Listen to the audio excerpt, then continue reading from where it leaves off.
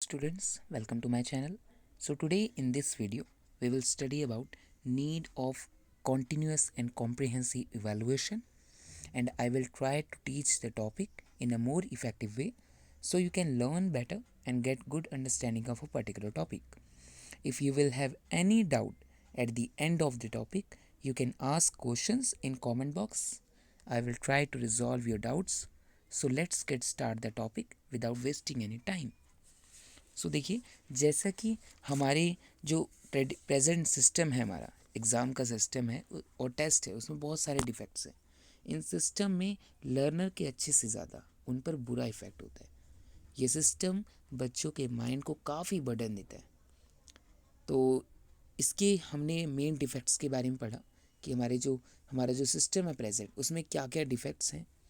अब हम बात करते हैं कॉन्टीन्यूस एंड कॉम्प्रिहेंसिव इवैल्यूएशन की ज़रूरत क्यों है। उसके कुछ रीजंस देखेंगे।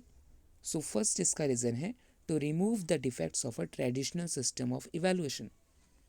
मींस जो हमारे अभी ट्रेडिशनल सिस्टम में जो डिफेक्ट्स हैं उसमें उसको रिमूव करने की ज़रूरत है। CCE की ज़रूरत इसलिए है ताकि हम ट्रेडिशनल सिस्टम के डिफेक्ट्स को रिमूव कर सकें, क्योंकि जो हमारा ओल्ड सिस्टम है पूरी तरह से स्कॉलिस्टिक एरिया पर फोकस करता है। All the efforts were directed to this direction. Means जो भी इंस्ट्रक्शन दी जाती हैं वो इसी एरिया के लिए दी जाती हैं, मींस स्कॉलिस्टिक एरिया को कवर करने के लिए। इन ऑर्डर टू जज the whole personality of the child, a new method of evaluation was required. तो अगर हमें बच्चे की ओवरऑल पर्सनैलिटी को जज करना है, ओवरऑल पर्सनैलिटी को एनालिसिस करना है, तो एक नई इवेलुएशन की ज़रूरत है। CC is an attempt for this purpose. तो जो CCE है वो इसी को पूरा करने के लिए बनाया गया है। Second, to make evaluation an internal part of the total teaching learning process. Means जो हमारा इवेलुएशन है उसे हम यहाँ पर हमारे टीचिंग लर्निंग प्रोसेस का ही एक इंटरनल पार्ट बना दें, मीन्स उसको एक नेसेसरी पार्ट बना दें। There was a need to make evaluation an integral part of the total teaching learning process and to make testing comprehensive and continuous by taking into consideration all the three domains of learning। तो हमें ज़रूरत है एक ऐसा evaluation system लाने की जो हमारे टीचिंग लर्निंग प्रोसेस का ही एक पार्ट हो, एक इंटेग्रल पार्ट हो, जिसमें हम बच्चे की कॉम्प्रिहेंसिव एंड कॉन्टीन्यूअस टेस्ट लें, जिसमें हमारे जो टीचिंग लर्निंग प्रोसेस के 3 डोमेन हैं, कॉग्निटिव, अफेक्टिव और साइकोमोटर, उन सभी को कवर किया जाए। Hence CCE was a necessity. Means CCE एक ज़रूरत है जो हमारे ट्रेडिशनल सिस्टम के डिफेक्ट्स को रिमूव कर सकती है। Third, to meet the demands of various suggestions. तो देखिए, जितनी भी सारी हमारी रिपोर्ट्स आई हैं, एजुकेशन से रिलेटेड पॉलिसीज़ आई हैं, उनकी कुछ सजेशन हैं, मीन्स उन्होंने जो कहा है उसको पूरा करने के लिए CCE ज़रूरी है। In order to remove defects in traditional evaluation system में commission and committees in India had given their recommendations to replace it with any new and competent evaluation system। तो जितनी भी हमारी सारी कमीशन बनी है, कमिटीज़ बनी है इंडिया में एजुकेशन से रिलेटेड, उन सभी की सजेशन को, उनकी रिकमेंडेशन को ध्यान में रखते हुए CCE की ज़रूरत है ताकि हम उनके डिमांड्स को पूरा कर सकें। तो जैसे कि एक रिपोर्ट है, फर्स्ट है the Kothari commission report 1966।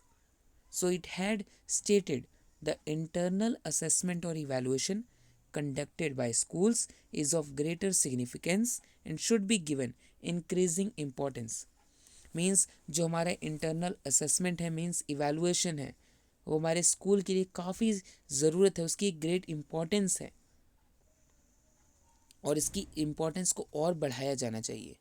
It should be comprehensive, evaluating all those aspects of students growth that are measured by external examination and also those personality traits, interests and attitudes which cannot be assessed by it। Means उन सभी areas को cover करना चाहिए जो बच्चे के लिए ज़रूरी होती है, चाहे वो पढ़ाई से रिलेटेड हो, चाहे उनकी जो बच्चे की एबिलिटीज़ हैं, इंटरेस्ट हैं, उनसे रिलेटेड हो। Second, national policy of education 1986. So it had also stated that continuous and comprehensive evaluation should incorporate both scholastic and non-scholastic aspects of evaluation spread over the total span of instructional time.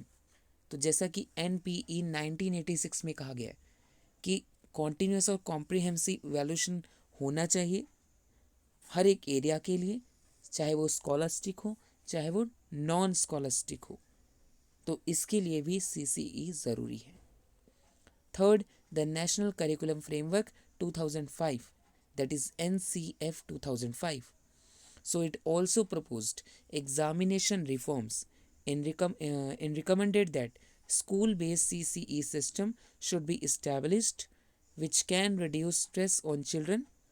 Means एक system आना चाहिए CCE जो कि बच्चों के जो stress है उनको कम किया जा सके। मेक इवैल्यूएशन कॉम्प्रहेंसिव, इवैल्यूएशन को कॉम्प्रहेंसिव बनाया जाना चाहिए जिससे बच्चों का ऑल राउंड डेवलपमेंट हो। And produce learners with greater skill and creative work, जिसमें बच्चे ऐसे प्रोड्यूस हों जो जिनके अंदर काफ़ी एक अच्छी स्किल हो और वो कुछ क्रिएटिव वर्क कर सकें। फोर्थ है आपका right to education act 2009, RTE 2009। On 27 August 2009 government of India adopted a new act, right to free and compulsory education for children between 6 to 14 years of age. This law came into force for the whole country on 1st April 2010. तो जैसा कि RTE 2009 में कहा गया है कि 6 से लेकर 14 साल के बच्चों की जो एजुकेशन है वो फ्री हो और कंपलसरी हो, ये उन्हें उनका राइट है ये। So it stated that students up to standard 8 should not be made to appear for any board examination. Means जो 8th क्लास की तक के बच्चे हैं उनको कोई भी किसी भी तरह का बोर्ड एग्जामिनेशन देने की ज़रूरत नहीं है।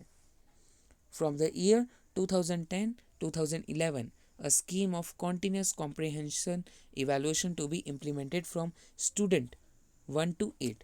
तो 2010 और 2011 में 11 से जो आपकी स्कीम है CCE की उसको इम्प्लीमेंट किया गया क्लास 1 से लेकर क्लास 8 तक के बच्चों के लिए। So CCE was needed to meet the demands and suggestion of the various education bodies. तो जितनी भी सारी एजुकेशन बॉडीज़ हैं उन सभी को पूरा करने के लिए, उनकी डिमांड्स और सजेशन को पूरा करने के लिए CCE की ज़रूरत थी। So fourth, specific reason for need of CCC। So ऐसे कौन कौन से रीज़न हैं जिसकी वजह से CCE की ज़रूरत पड़ी। तो फर्स्ट है to reduce stress and anxiety from the children's mind, बच्चों के अंदर से स्ट्रेस और एंजाइटी को कम करना, रिड्यूस करना। Second, to reduce the drop out rate, जो बच्चे अपनी पढ़ाई को अधूरा छोड़ देते हैं, मीन्स जो आपका ड्रॉप आउट रेट है उसको भी कम करना इसका मेन मोटिव था। Third, to do away with the practice to finish the entire syllabus and follow it up with pre-boards and study leave। तो इन सारी चीज़ों से छुटकारा पाने के लिए मीन्स सिलेबस को पूरा करना है, प्री बोर्ड्स हैं, फिर पढ़ाई है।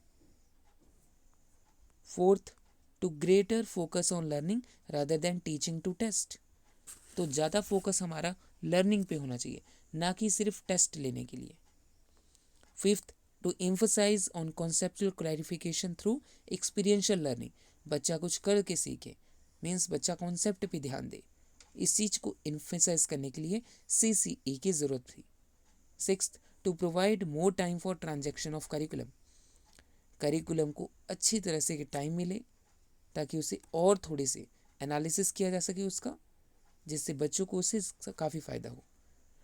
Seventh, to help develop skills cognitive, affective और साइकोमोटर, तो बच्चों के अंदर जो आपकी टीचिंग लर्निंग प्रोसेस के 3 डोमेन हैं उनसे कोई स्किल आए, उनसे हेल्प मिले। सेवेंथ, टू ले emphasis of thought process and D emphasis memorisation, means thought process पे ज़्यादा एम्फेसाइज किया जाना चाहिए और जो रोट मेमोराइजेशन होती है उस पर कम फोकस किया जाना चाहिए। 9th, to guide teaching learning strategies on the basis of regular diagnosis followed by remedial instruction। तो टीचिंग लर्निंग स्ट्रेटजी आपकी ऐसी होनी चाहिए जिसमें रेगुलर डायग्नोसिस होना चाहिए और उसके लिए एक रेमेडियल इंस्ट्रक्शन भी फॉलो की जानी चाहिए। मीन्स अगर कोई एरर आता है किसी भी स्टेज पर उसको तुरंत सॉल्व किया जाना चाहिए। 10th, to make the process of teaching and learning learner centred activity. Means जो आपका टीचिंग लर्निंग प्रोसेस है उसको पूरी तरह से लर्नर सेंटर्ड एक्टिविटी बनाया जाना चाहिए। सो वाई सीसी, सर सीसी की ज़रूरत क्यों है? सो कुछ ऐसे फैक्टर्स हैं जो रिस्पॉन्सिबल हैं कि हमें सीसी की ज़रूरत है। First, external examination were largely incorporate for the knowledge society of the 21st century and its need for innovative problem solver. तो हमारे जो एक्सटर्नल एग्जामिनेशन है ज़्यादातर हमारी जो 21st सेंचुरी की नॉलेज है, सोसाइटी है और इनोवेटिव प्रॉब्लम सॉल्वर हैं उनके लिए इनअप्रोप्रिएट है, मीन्स सही नहीं है। Second, evaluation of scholastic learning only on marks. Means जो हमारा इवेलुएशन सिस्टम है वो सिर्फ मार्क्स बेस्ड होता है, ज़्यादा फोकस मार्क्स पे किया जाता है। Third, ability of child was not evaluated.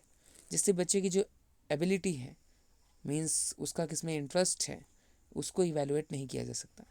Fourth, limited techniques of evaluation did not identify learners level of attainment.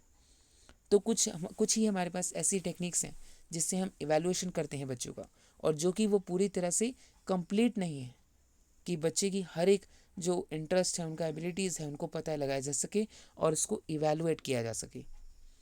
Fifth, resulting in पास और फेल। और हमारा रिजल्ट क्या आता है कि बच्चा पास है या फेल है, ये बहुत बड़ा डिफेक्ट है। Sixth, causing frustration and humiliation.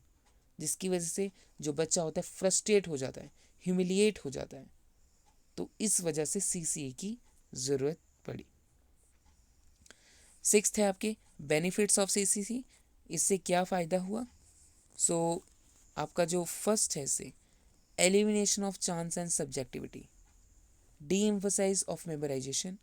Means किसी एक चीज़ को फोकस ना करके सभी चीज़ों पर फोकस करना और मेमोराइजेशन को डी एम्फोसाइज करना। Third, encouragement of comprehensive evaluation covering scholastic and co-scholastic aspects। Means बच्चों के ऑल राउंड डेवलपमेंट पर ध्यान दिया गया, चाहे वो अकेडमिक हो, पढ़ाई से रिलेटेड हो, चाहे उनके इंटरेस्ट और टैलेंट से रिलेटेड हो। Continuous evaluation spread over the total span of instructional time. तो जो भी आपका टीचिंग लर्निंग प्रोसेस तब जब तक चला उस पूरे का एक टोटल हमने एनालिसिस किया, कॉन्टीन्यूस इवेलुएशन किया। Fifth, improvement in the mechanism of conducting results. जो रिजल्ट का मैकेनिज्म था उसमें इम्प्रूवमेंट आई।